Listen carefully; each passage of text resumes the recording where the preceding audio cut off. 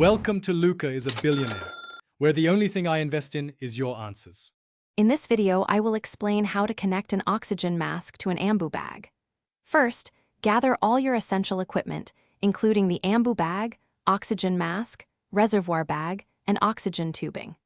Always ensure your Ambu bag is clean and in good working order.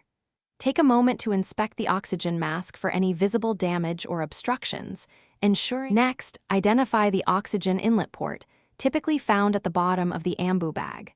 This is where the reservoir bag connects. Take the reservoir bag and firmly attach it to this port, ensuring a snug fit.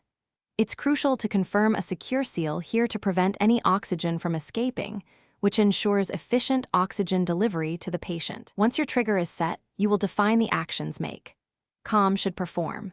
These actions can involve creating a new record, updating an existing one, or even deleting records within Airtable. You might also integrate with other applications. It is crucial to accurately map the data fields between COM, and Airtable, ensuring that information flows correctly and efficiently between your connected services. For the final steps, double-check all your connections to ensure they are tight and secure, preventing any disconnections during use. Observe the reservoir bag.